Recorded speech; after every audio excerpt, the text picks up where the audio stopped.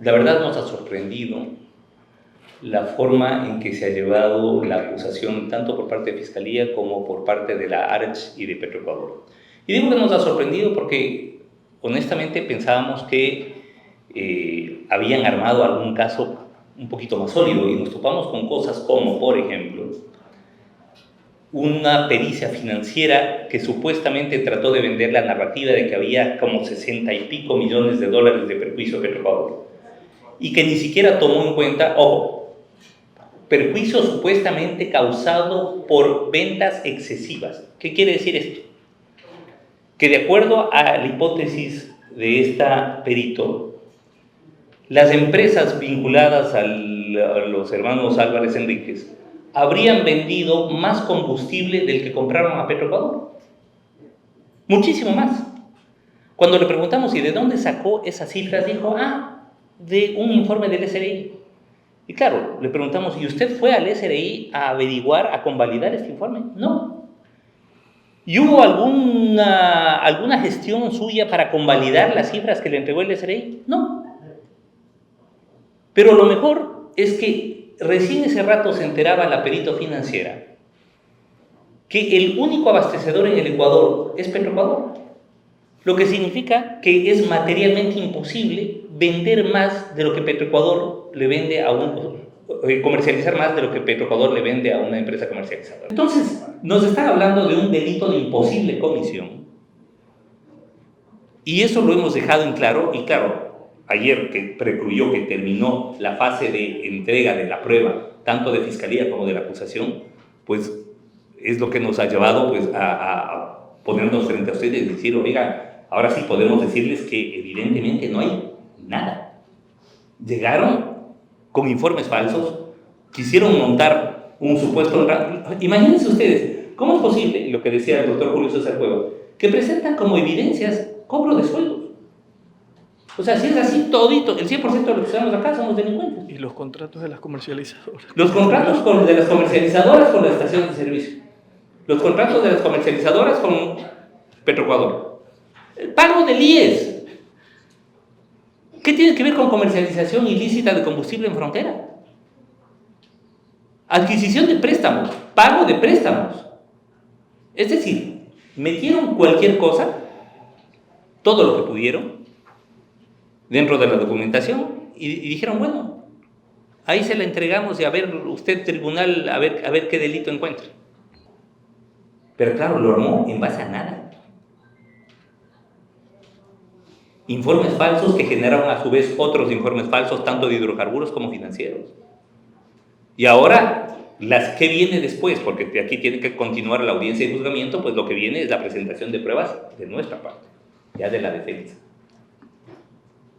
Insisto, en el caso denominado AAA, esto no tiene pies ni cabeza. Y el caso Boliada, peor todavía.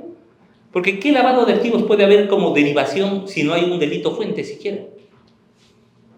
En el caso Boliada, lo que han descrito en su momento en las audiencias que hemos tenido son actos netamente societarios. Comprar bienes, adquirir préstamos, pagar préstamos,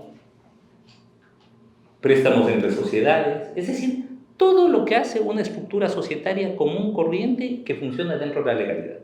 La fiscal Amoroso, que es la que está a cargo de la imputación ahora y de llevar adelante la acusación, heredó este proceso y varias veces ella, a lo largo de la audiencia, se ha encargado de enfatizar en esto, ¿no? Es decir, un poco como diciendo, verán que esto no es culpa mía, sino que esto ya vino armado por el fiscal Alarcón y a mí me ha tocado trabajar con lo que él dejó.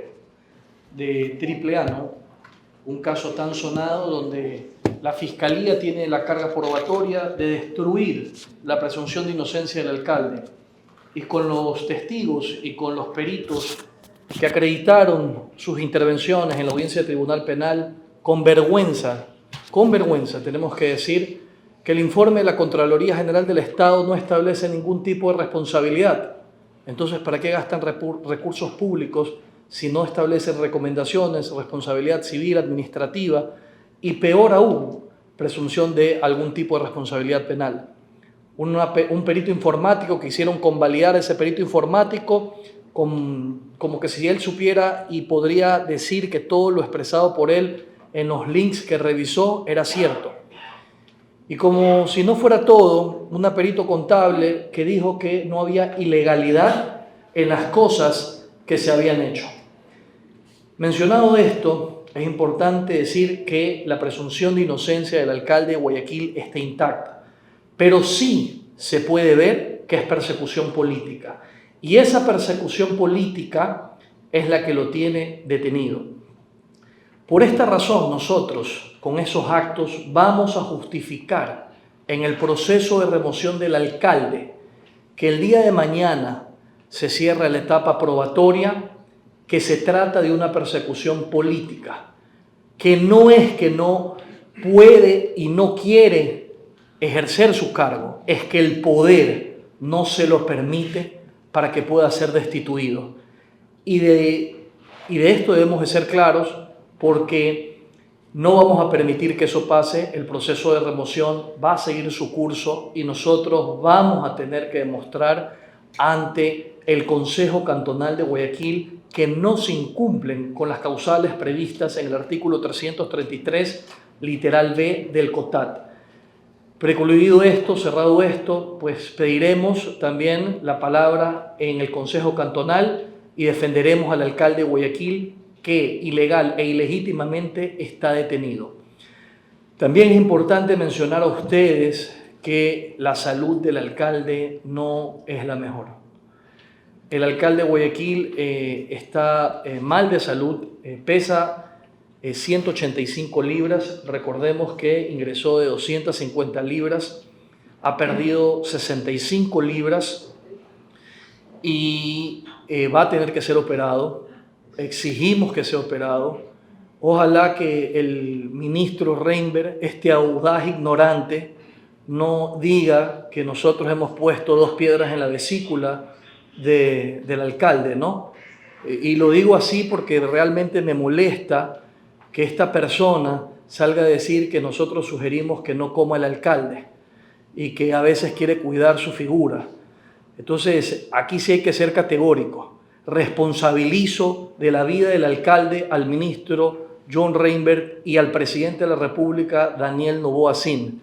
Tiene que ser operado. Insistentemente su doctor clínico me ha llamado insistentemente a decirme que tiene que ser operado. Nosotros hicimos una evaluación y tenemos los exámenes de que el 10 de noviembre existían esas 2 piedras en la vesícula. Entonces, la preocupación del doctor y del clínico es que se le pueda formar una pancreatitis al alcalde, y ya existió una persona muerta en la cárcel del Encuentro por pancreatitis. Entonces, tiene que ser operado. Nosotros hemos pedido la información necesaria al SNAI para su evaluación. Sabemos que hay un informe en el Ministerio de Salud sobre su estado de salud, valga la redundancia, donde dicen que efectivamente y reconocen que existen las 2 piedras en la vesícula. En virtud de incluso de su alimentación, es la preocupación del doctor de que algo le pueda pasar. Por lo tanto, responsabilizamos al Estado ecuatoriano de lo que le pueda pasar al alcalde. Su estado de salud no es el mejor. Muchísimas gracias. El caso Grillete, como bien lo manifiesta el doctor García, el día de ayer, conforme a la ley, venció el plazo legal de la investigación, de la instrucción.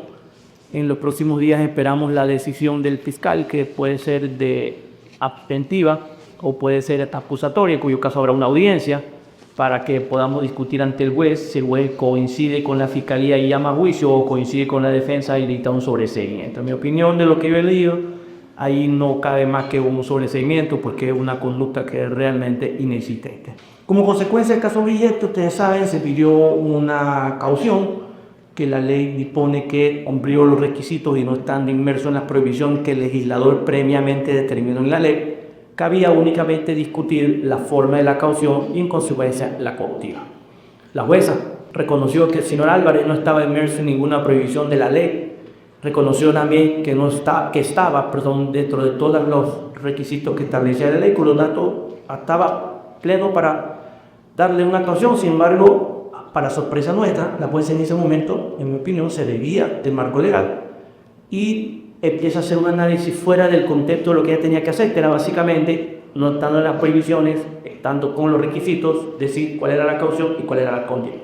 Y además fue leído y lo extenso de esa lectura, pero además lo extenso del documento que después en poco tiempo subió al sistema.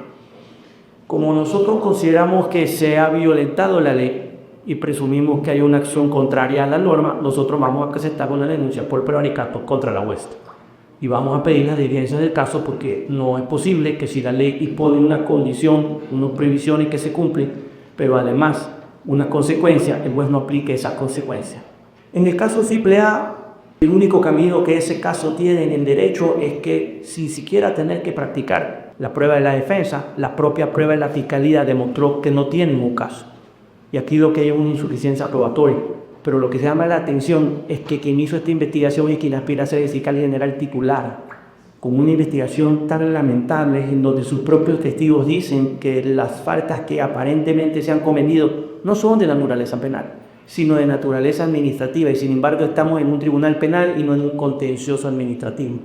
Que se hayan llegado a conclusiones cuando resulta ser que la base de esas conclusiones son documentos del SRI que dicen que no son concluyentes, que la Fiscalía se entere recién en una etapa avanzada del proceso, en el juicio, que estaba practicando pruebas de una empresa que no está procesada y que no hizo ninguna práctica probatoria respecto de una empresa que sí era la que estaba procesada.